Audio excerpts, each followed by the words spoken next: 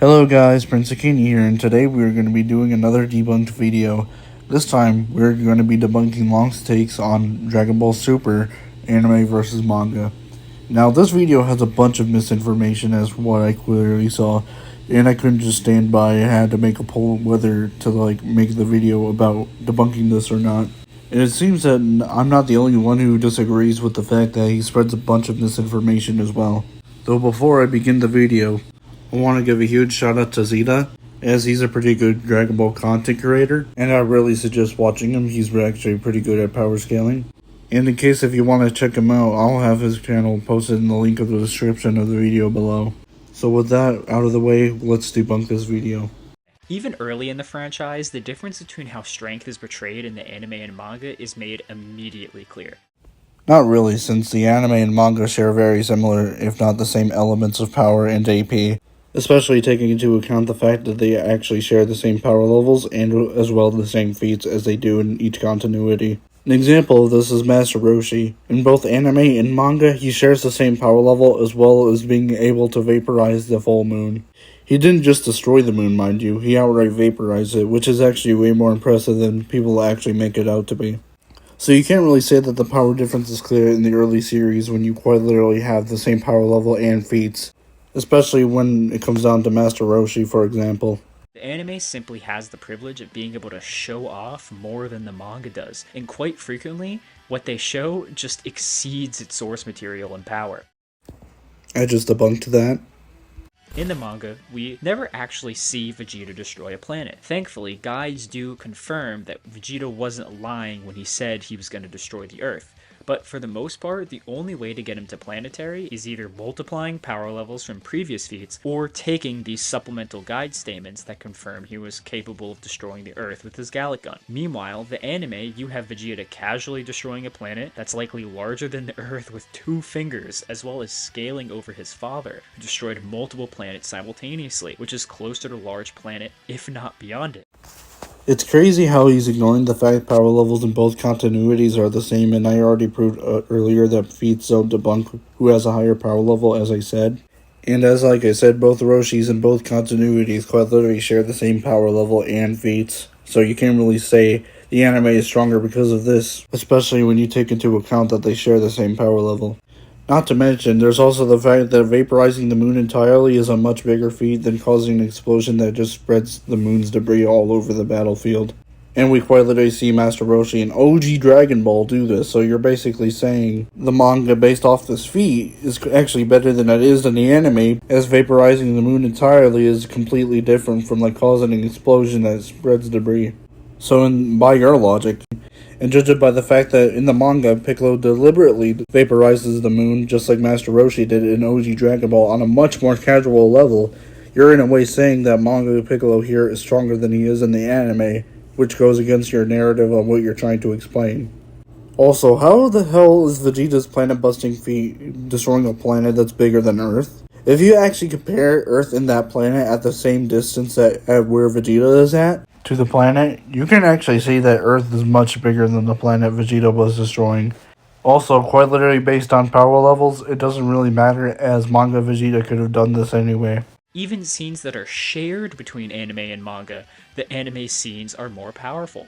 For example, Piccolo destroying the moon in the anime creates a way larger explosion, and is arguably a large planet level in its own right when compared to the manga. Of course, Goku in both manga and anime is pretty much stronger than all of the characters who did the previously mentioned feats, but it's very clear that the anime versions of these characters are able to do things not only at a probably higher scale, but with much more ease than the manga versions. So, for this round, anime pretty easily wins. It's crazy that I debunked that, so if anything, they are just equal here. This trend continues through Namek, as the manga continues to try but fails to catch up. While there are not many changes to the overall narrative between Namek's anime and manga, at least in regards to Goku's power, the changes that are made manage to substantially improve anime Goku's scaling. For example, in the anime, we get the Bardock special, in which we actually see Frieza destroy Planet Vegeta, a feat calculated at Dwarf Star level. Yeah, no, that is just false, considering that in the Dragon Ball Super manga, Bardock is literally fighting Gas, who is outright stated to be Captain Ginyu tier. And given that Frieza could quite literally in his first form destroy just as casually as he originally did, means that it's a much bigger feat than you're literally making it out to be, like literally. We also have Frieza's second planet-destroying feat in Namek, which creates an explosion so large in the anime that it's arguably multi-solar system level in scale. Inherently, Goku would outscale this explosion by being stronger than the Frieza who both tanked and technically created it. Meanwhile, the best scaling manga Goku has is simply multiplying his power level of 150 million by the 10,000 stated to be planetary, which gets him to like Dwarf Star and maybe Star level, which is only about the same level of power as like first and second form Frieza. Again, the fact that they have equal power levels debunk this. It's crazy that he's ignoring the fact that El Manga Legendario applies to both anime and manga via sharing the same power levels, basically meaning that he's calling anime Goku planetary at this point as well. Also, the context is likely referring to huge planets, as Master Roshi's moon-busting feat in both continuities debunk this as well. The anime puts Cell potentially at a completely different scale in the anime. In the manga, Cell makes it perfectly clear that his full power Kamehameha is going to destroy the Earth and then the solar system. While Cell says this in the anime as well, other statements affirm that his power before this is actually far greater, and that Cell could potentially destroy the entire universe with his power. Not only does the manga itself has universal Cell statements, but the fact he uses a guide that applies to both anime and manga to prove anime Cell's universal and ignoring it for the manga as well is really saying something. Also, he contradicted himself again as Cell was powering up when he said the solar system statement, and as well as the fact that this is quite literally a stronger Cell, on top of the fact that he's quite literally powering up, debunks universal Cell in the anime by his own logic. While Goku technically doesn't scale to either of these cells, he should still be fractionally comparable to these levels, as Cell's power-up is around 2 times, as it's comparable to the change between Gohan's Super Saiyan and Super Saiyan 2 forms. Yeah, now you're just downplaying Cell's Zenkai boost, because Gohan was literally rage amped when he unlocked Super Saiyan 2. And this is legitimately supported by the fact how he was manhandling Cell, especially after he went all out in the Daizenshuu, outright saying Buu Saga Gohan is equal to his Cell Games counterpart base to base and only lacked his anger that came with the power. Probably well aware of how the different forms of Buu get completely different statements in the anime and manga. In the anime, you have Buhan creating holes in space that will destroy the universe, and you have the narrator saying Kid Buu is even stronger, and that if Goku doesn't win, the universe won't have a tomorrow. At least within the actual pages of the manga, there are no feats or statements even close to this. Alright, it's time for the controversial bullshit. Not only is Buhan's fate outright shown to be something he can do as stated in the Daizenshuu, but Kid Buu was also stated and shown to be stronger than Buhan in the manga as well. The Daizenshuu calls Kid Buu stronger, Toriyama has called Kid Buu stronger, Z Kakarot has Kid Buu stronger, and a bunch of other sources literally have Kid Buu being the strongest form of Buu. Also, for anyone that's trying to say that the manga is the only source of material for Dragon Ball, is out literally ignoring the fact that Toriyama endorsed the anime and Daizenshuu, and literally confirmed that his staff know about the cosmology of Dragon Ball more than he does. Now, I could try and say that the manga and anime are actually the same continuity because of this, but for the sake of this video, I will outright say that they aren't the same continuities, and that's for the sake of this video. However, this does not change the fact that the Daizenshuu was literally outright stated to be like a reliable source for both anime and manga, and the anime only fates are quite literally in the Daizenshuu as well, such as like Buhan's universal feat, on top of the fake warriors that were stated to be as strong as the originals, quite literally by the Daizenshuu, by the way. Quite literally means that base Goku and Vegeta at this point, even in the manga, quite literally scale to their anime counterparts. Especially with the logic of Lonks takes is using right now.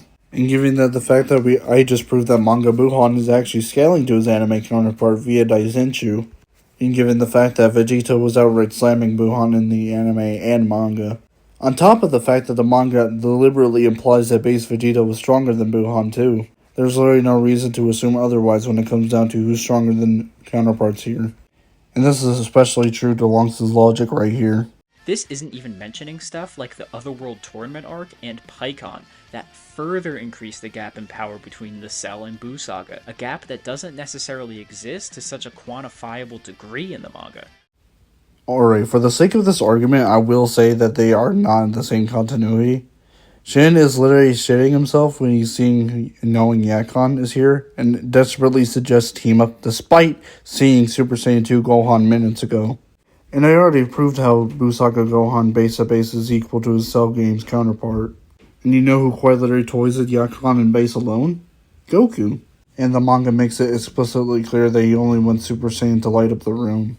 Also, for anyone who says that 1 Kili equals a power level of 5,000, that quite literally contradicts a shit ton of things right here. Especially once you realize that you're quite literally implying that Goku's is equal to his Frieza Saga counterpart right here, when we know for sure that it's narratively false. Also, for anyone who says that Buu Saga Goku needed Super Saiyan 2 to surpass Cell Games Gohan, you should realize by your own logic, Captain Ginyu is stronger than second form Frieza on Namek, as Frieza says Goku defeated him based on fighting him, despite beating a Zenkai boost Vegeta who is stronger than third form Frieza, based on sheer feats. Also, Deborah quite literally toys with Gohan and quite literally calls him a snot compared to him afterwards. And Vegeta thinks that Deborah is nothing outside of tough.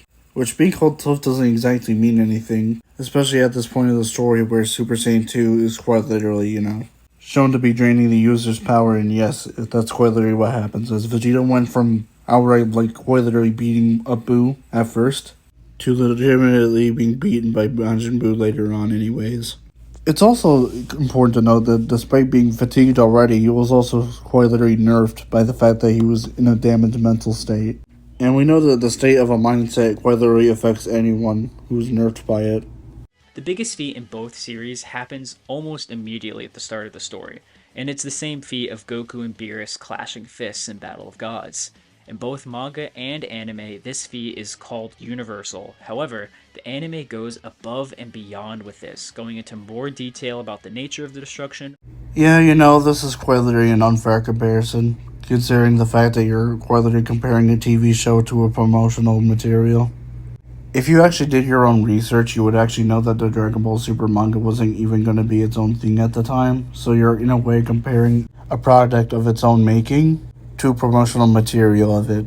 Also, the Dragon Ball Super manga quite literally says that it will skip some events of the arc anyways. On top of the fact that Toriyama already confirmed that the Dragon Ball Super anime and manga are just extensions of the Battle of Gods movie. And quite literally based on feats, the shockwaves in the Dragon Ball Super manga quite literally are bigger than they are in the anime. Also, this argument falls under false dilemma and nirvana fallacy, considering that you're using the manga as a way to show that the manga continuity is weaker than it is in the anime based on what's shown, but also failing to take into account that the manga was just promotional material at the time and wasn't going to be a full-on series. While also having Goku absorb this god power into his base form. And honestly, this moment right here screws over the manga so badly, as even if all other things were the same, the anime has a whole Super Saiyan God level multiplier on top of the manga. Alright, now you're just jumping to conclusions. Not only does the resurrection of F manga outright show Goku using Saiyan Beyond God, which is something that's not possible without absorbing God, but by your own logic, Vegeta never absorbed the God form either, because that was never shown.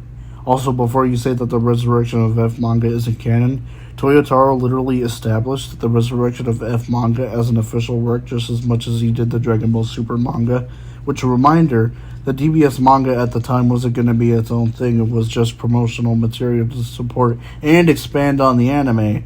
So quite literally by your own logic, you're quite literally saying that the Battle of Gods arc in the Dragon Ball Super manga isn't canon, but there's also the fact that you're illegitimately denying the fact that both the anime and manga share the same outline, and Toriyama makes it explicitly clear in an interview that Goku absorbing God is a part of said outline, and so you're just basically denying the story overall.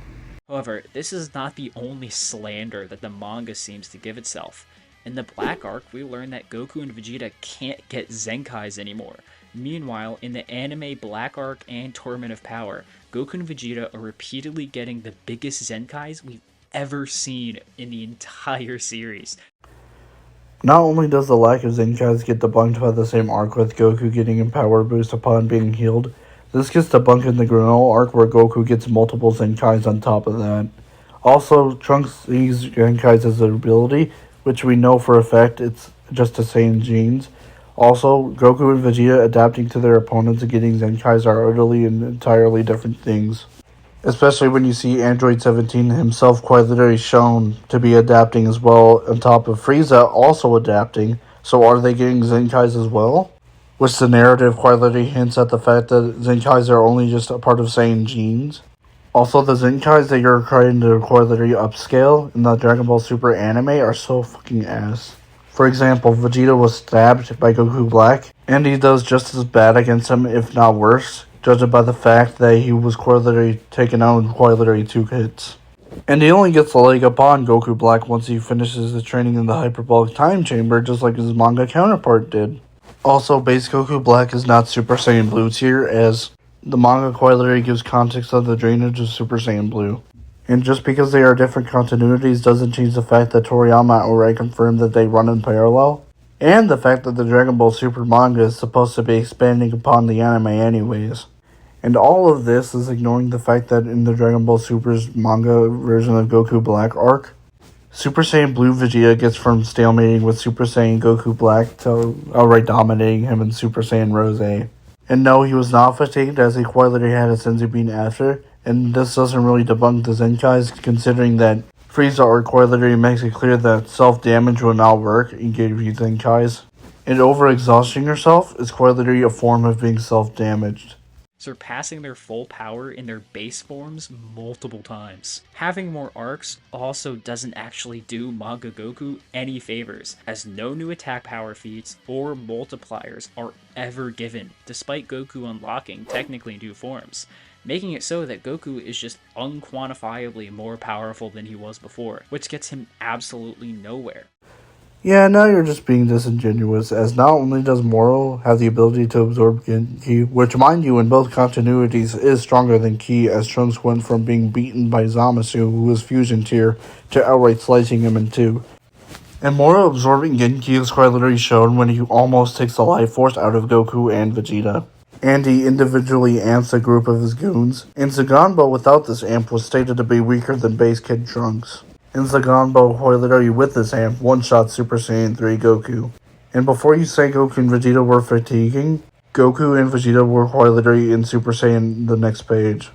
Also, Moro absorbing Genki from planets is way more impressive than people usually make it out to be, and this was shown in the Buu saga with Earth.